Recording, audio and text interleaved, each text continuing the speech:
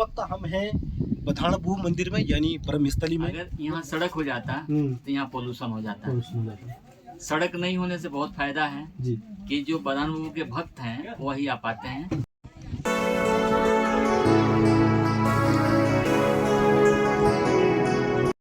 नमस्कार दोस्तों, इस वक्त हम हैं नोनिया विनायक में, जो कि बेतालघाट क्षेत्र और कोटाबाग क्षेत्र यानी दोनों विकास खंडों का एक सीमावर्ती क्षेत्र है। और इस वक्त हम हैं नोनिया विनायक एक जगह पड़ती है और यहाँ की खास विशेषता ये बताई जाती है कि यहाँ पर जो पत्थर है उसमें से स्वयं मलाई निकलती है, इसलिए इसको नोनी जो नोनी होती है उसको पहाड़ों में एक तरफ से मलाई भी कहा जाता है। और इसकी खास विशेषता ये है, ये आज से नहीं सदियों पहले से, न जाने कितने युगों से यहाँ पे जो भी पहले जो घोड़े खच्चर लेके जाया करते थे लोग, आप तो यहाँ पर सड़क आप देख सकते हैं, ये जो मैं आपको रोड दिखा रहा हूँ ये कोटाबाग को जाती है।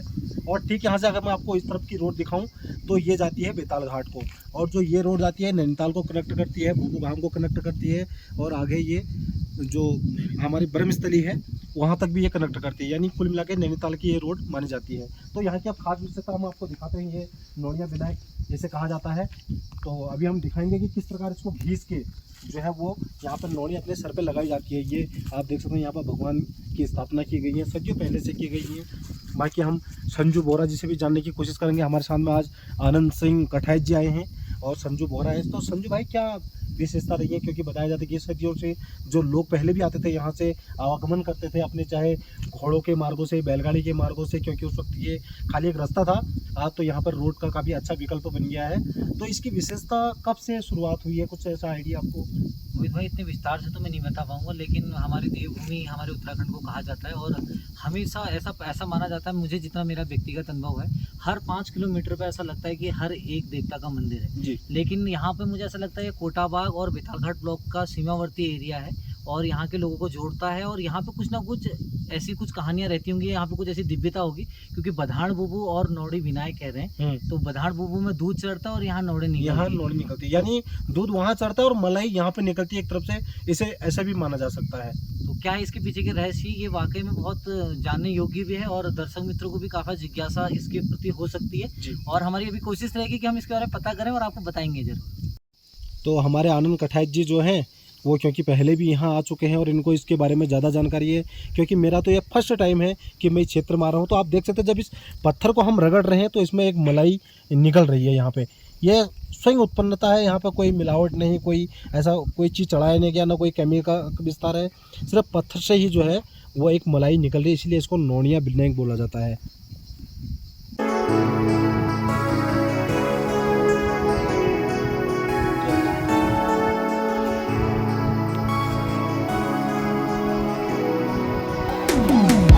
हमारे कैमरामैन है राहुल बिष्ट जी, और इनको भी जो है वो यहाँ पे टीका लगाया जा रहा है नोनी का।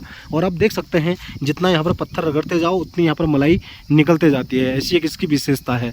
और यहाँ पर हम बिल्कुल सेंटर में खड़े हैं, ये कोटाबाग वाली रोड चली गई है और ये बेतालघाट को चली गई। अब हम आपको आगे जाके ब्रह्मस्थली का वो क्षेत्र दिखाते हैं, क्योंकि मेरा आज ये पहला यहाँ पर भगवान का एक सौभाग्य है मेरा कि आज उनके दर्शन करने का मौका मिल रहा है। तो बाकी आगे आपको दिखाते हैं। तो यहाँ पे हम आ चुके हैं मुख्य सड़क पे। आप देख सकते हैं यहाँ को जो है वो नैनीताल को चले गया है रोड, और ये वाली कोटाबाग और बेतालघाट को जोड़ने वाली है। और यह मुख्य मार्ग से हम ऊपर को ब्रह्मस्थली को जाते हैं, यानी बधानबू के मंदिर में। एक छोटा सा मंदिर आपको यहाँ पे मिलता है और आप देख सकते हैं यहाँ पे वेलकम लिखा हुआ है आपका।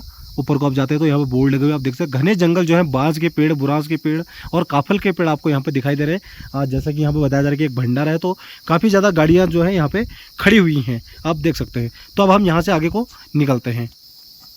तो अब यहाँ से हम ऊपर को जा रहे हैं और यहाँ पर आप देख सकते हैं माता जी का मंदिर है। तो मैं तो आज यहाँ पे पहली बार आ रहा हूँ, तो संजू भाई क्या विशेषता है यहाँ की, आप जरा बताने की कोशिश करेंगे? देखिए, माँ भगवती को हमेशा हर जगह पूजा जाता है और वो वहाँ पे रक्षक रूप में भी विराजमान है। और माँ भगवती के चरणों से तो भक्त लोग अपनी इस यात्रा की शुरुआत करते हैं और माँ भगवती का मंदिर यहाँ पे आप सभी लोग आशीर्वाद लेते हैं माँ भगवती से, और उसके बाद मुख्य मंदिर की ओर को बढ़ते हैं। तो आज के दिन की विशेषता ये है मोहित भाई कि बुद्ध पूर्णिमा के दिन इस ब्रह्मस्थली के मंदिर में यहाँ पे आज के दिन मेला लगता है और बुद्ध पूर्णिमा के दिन यहाँ विशाल भंडारा होता है। अच्छा। जैसा आपने देखा कि मार्ग बहुत ज़्यादा खराब है, लेकिन उसके बावजूद भी यहाँ पे बहुत सारी वीआईपी गाड़ियाँ खड़ी हुई हैं। बिल्कुल। और ये बताती हैं कि ये मंदिर कितना बड़ी महिमा रखता है लोगों के मन में अपने प्रति। जी बिल्कुल। और इसी के बारे में अगर थोड़ा सा मंदिर के बारे में बात करें तो ये ऋषि गर्ग की तपोस्थली माना जाता है। और अगर थोड़ा सा और आगे बढ़े तो इतिहासकारों द्वारा बताया जाता है कि यहाँ पे एक प्राचीन शिव मंदिर था। अच्छा। तो वो शिव मंदिर को पता नहीं किस कारणवश वो ध्वस्त हो गया। उसके बाद हम इसको यहाँ पे ब्रह्मा जी का मंदिर के रूप में भी माना जाता है। जी बिल्कुल। और पूरे विश्व में अगर देखें तो ब्रह्मा जी के सिर्फ 2 मंदिर हैं। जी। एक मुझे इतना ज़्यादा तो नहीं पता, लेकिन एक शायद राजस्थान पुष्कर में मौजूद है वो। और दूसरा हमारे नैनीताल जनपद में कोटाबाग ब्लॉक में हमारा ब्रह्मस्थली मंदिर है। जी। और ऋषि गर्ग की तपोस्थली है और लगभग ये समुद्र तल से 3200 मीटर ऊपर है। जी। तो यहाँ पे आप देख सकते हैं। और ये वाकई में ये नैनीताल जनपद का एक ऐसा एरिया है, ये बर्ड जोन भी है। जी। तो कटाई जी आप कितनी बार आ चुके हैं इस मंदिर में? 2 से 3 बार आ चुका हूँ यहाँ। आप 2 से 3 बार पहले आ चुके हाँ, 2 से 3 बार पहले आ चुका हूँ। बहुत बढ़िया मंदिर है। ऊपर से आप जाएंगे जी। इस तरफ पूरा क्षेत्र हमारा बेतालघाट दिखता है, उस तरफ रामनगर दिखता है। तो यहाँ से पैदल कितना पड़ता है ऊपर? जैसे पैदल अगर बात कहूँ तो 1.5 से 2 किलोमीटर लगभग होगा यहाँ पैदल ऊपर जाना। हाँ। यहाँ तो की- एक यहाँ खास विशेषता बताई जाती है, जब किसी का दुधारू हाँ, हाँ। गाय होती है तो दूध लेके लोग यहाँ आते हैं। जी, जी। तो उसकी क्या महिमा है? उसकी क्या महिमा मान्यता? तो ज़्यादा नहीं कहूँगा मैं। उसकी महिमा जहाँ तक मैंने सुनी है बहुत बढ़िया महिमा है। यहाँ जो दूध चढ़ाते हैं, जैसे हमारे गाय बच्चियाँ जो समय ब्याती थी, हमारे माता पिता लोग बताते थे, जैसे गाय दूध नहीं दे रही है या उसको टाइम हो गया ज़्यादा, तो यहाँ का ब्रह्मस्थली का नाम लिया जाता था। जब नाम लिया जाता था तुरंत वो ब्याने वाली हो जाती थी। अच्छा। और ये भी उसके बताया जाता है कि वो मतलब ज्यादा दुधारू, हाँ। अच्छा दूध देती है, एक निरोगी काया जी जी हो जाती थी वो। तो वो ब्याने के बाद 5-6 दिन यहाँ आते थे हम, और काफ़ी अच्छा लगता था। और लोग यहाँ आज तो क्योंकि गाड़ी का मार्ग हो गया जैसे, हाँ, हाँ। लोग तो अक्सर यहाँ बहुत जो लोग पैदल आते थे पहले। जी जी जी ये सड़क तो अभी कितने साल पहले आई है यहाँ पे? ये तो ऐसी पुरानी सड़क है, लेकिन उस समय हम पैदल आया करते उस समय वहाँ से। तो बताया जाता था कि अगर यहाँ जो पहली बार भी अगर कोई आए जिसने यहाँ देखा भी नहीं होगा, अगर वो नहा धो के घर से आया है, ऑटोमेटिक उसको यहाँ का रास्ता खुद ही मिल जाता है। तो ये काफी विशेषताएं हैं यहाँ पे। अभी हम अगर ऊपर, क्योंकि पैदल रास्ता है, बाकी ऊपर हम मंदिर में जाके आपको पूरी जो जानकारी है वो भी देने की कोशिश करेंगे। बाकी आज आपको दर्शन हम जो है वो कराने की पूरी कोशिश करेंगे। तो ये घने जंगल आप देख सकते हैं, ठीक इसी के ऊपर में बसा हुआ है ब्रह्मस्थली मंदिर। तो आइए मंदिर का हम आपको दर्शन कराते हैं। और यहाँ आप देख सकते हैं आसपास में नैनीताल जिले के कई सारे बड़े बड़े गांव आपको दिखाई दे रहे हैं। तो इस वक्त हम हैं बथाणभू मंदिर में, यानी ब्रह्मस्थली में। ये मेन मंदिर है, आप देख सकते हैं। और यहाँ पर एक कुंड मैं आपको दिखा रहा हूँ, इसमें जहाँ जब किसी का भी दुधारू जो गाय हैं वो अगर दूध देती हैं तो लोग जो दूध है वो लेके आते हैं और उस कुंड में डालते हैं। और जो अभी हमने आपको इससे पहले आपको वीडियो दिखाई थी, जहाँ नौनी विनायक जिसे कहा जाता है, यानी मलाई जहाँ पे निकलती है, तो कहीं ना कहीं एक लिंक बताया जाता है कि यहाँ से जो दूध है वो वहाँ जाता है और कहीं ना कहीं उसका मक्खन के रूप में, मलाई के रूप में वो कन्वर्ट हो जाता है। इसीलिए उसे नौनिया विनायक कहा जाता है, यानी नौनी के अर्थात मलाई उसे कहा जाता है। तो आप देख सकते हैं ये तमाम यहाँ पे मंदिर है, आज से नहीं पौराणिक काल से ये मंदिर है। ये राधा कृष्ण जी का मंदिर आप यहाँ पर देख सकते हैं, और ये भगवान हनुमान जी का मंदिर आप यहाँ पर देख सकते हैं। और बाकी आप ये देख सकते हैं तमाम ये जो जगह है, ये एक ऐसे स्थान पे है, एक ऐसे दिव्य स्थान पे है जहाँ वास्तव में अगर हम यहाँ पे खड़े हैं तो हमें ये कहीं ना कहीं ये लग रहा है कि हम एक ऐसे दिव्य स्थान में हैं जहाँ वास्तविक तौर पे प्रभु की कहीं ना कहीं एक कृपा बसती है। ऊंची पहाड़ी है, आज मौसम थोड़ा सा आपको दिख रहा होगा एकदम धुंधला धुंधला है, वरना चारों तरफ यहाँ से हिमालय पर्वत दिखाई देता है। अगर मैं आपको नीचे गाँव दिखाऊँ यहाँ से, तो वो गाँव सौड़ बोला जाता है उसे। और अगर हम उधर गांव की बात करें तो बाशी बोला जाता है। और सामने अभी कोटाबाग यहाँ से नहीं दिखाई दे रहा है, यानी वो रामनगर का क्षेत्र आ गया। और अगर हम इस पहाड़ी की उस तरफ की बात करें तो कहीं ना कहीं बेतालघाट जो क्षेत्र है वो पूरा का पूरा क्षेत्र पड़ जाता है। और यहाँ से नैनीताल महज 12 से 13 किलोमीटर की दूरी पे पड़ जाता है। तो हमारे सामने संजू बोहरा, जैसे कि हम इन्हें आज लेके आए हैं गाइड के रूप में मान सकते हैं, क्योंकि मेरा एक पहला आज कहीं ना कहीं मेरा सौभाग्य था आज आने का। आज एक दिव्य समय था ये। और आज क्या शुभ मुहूर्त है आज संजू यहाँ का? जी, बुद्ध पूर्णिमा के दिन यहाँ पे ऐसा होता है कि प्रत्येक वर्ष यहाँ पे मेला पहले होता था जी, और भंडारा भी हर वर्ष होता है जी।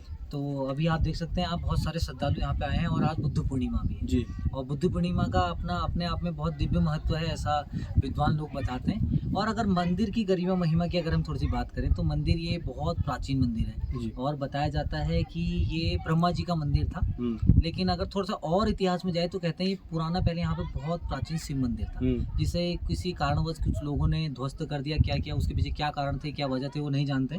लेकिन यहाँ पे शिव मंदिर था प्राचीन और उसके शिलालेख यहाँ पे मिलते हैं। लेकिन आज भी यहाँ पे कुछ इस प्रकार की और इस आकृति के पत्थर हैं जो बहुत पुराने हैं, जिसके पीछे अगर सर्वे किया जाए तो वास्तव में कुछ ऐसे सच सामने आएंगे जो वाकई में चौंकाने कई वाले सारे हैं। रहस्य खुल सकते हैं। बिल्कुल, बहुत रहस्यमय ये जगह है। और मोहित भाई, मैं वाकई में दर्शक मित्रों को ये भी बताना चाहूँगा कि ये जो दिव्य स्थान है, अभी ये वीडियो में ऐसा लग रहा होगा कि ये बहुत नज़दीक है, ये है, लेकिन यहाँ पे अगर आप आएंगे वाकई में आपको प्रकृति की गोद से होते हुए आप ऊपर को आएंगे और प्राकृतिक सौंदर्य जो रास्ते में है वो वाकई में ये दर्शाता है कि मंदिर में बुबू की कितनी बड़ी महिमा है। जी, एक तो कृपा साथ साथ ये भी देखने को मिल रही है, जब इंसान आज कहीं भी जाता है तो अपना मोबाइल निकाल के उसमें व्यस्त हो जाता है।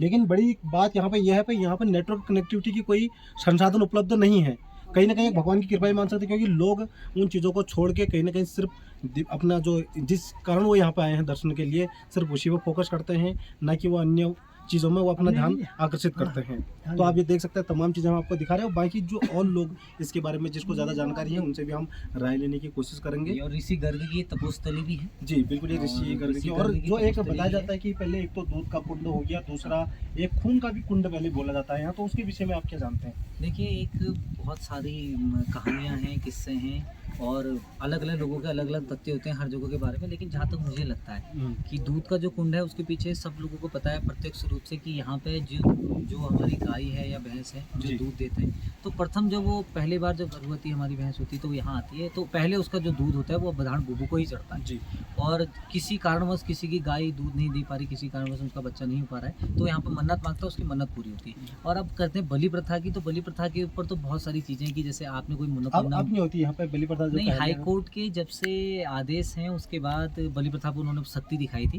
अब उसके बाद यहाँ पे करंट में क्या सिचुएशन है मुझे नहीं पता, लेकिन जहाँ तक है मुझे ऐसा लगता है, जैसे अभी हमने उनका कुंभ भी देखा तो वहाँ पे ऐसा लग रहा है कि बलि प्रथा अभी यहाँ पे भी बेंच चल रही है। जी जी, तो कहीं ना कहीं आप देख सकते हैं कि काफ़ी अच्छा स्थान है, एकदम टॉप पे। और ऐसे स्थानों में वास्तविक तौर पे दर्शन करने में भी काफ़ी लाभ मिलता है, क्योंकि आजकल सड़क किनारे में आप देख सकते हैं कई सारे धाम बन गए, मंदिर बन गए, तो वहाँ पर दर्शन करना बड़ा आरामदायक हो जाता है कहीं ना कहीं। और ऐसे स्थान पर अगर आदमी आता है तो थोड़ा चलने भी आता है और थोड़ा सा कहीं ना कहीं एक संघर्ष भी करता है, तो वास्तव में ये लगता है कि कहीं ना कहीं हमें जो भगवान की तरफ है हमें वो आकर्षित कर रहे हैं, उनकी तरफ जा रहे हैं, ये ऐसा भी प्रतीत होता है। तो घने जंगल यहाँ पे देवदार के पेड़ हमको दिखाई दे रहे हैं, बुरास आजकल खिला हुआ है और बाँस यहाँ पर पेड़ है उसके, यानी बाँस को माना जाता है ये काफ़ी ठंडा होता है। और अभी आप देख सकते हैं शहरों में इतनी ज़्यादा गर्मी होने के बाद में भी यहाँ पर हम खड़े हैं तो ऐसा अनुभव हो रहा है कि बहुत ज़्यादा ठंडा यहाँ पे वास्तव में।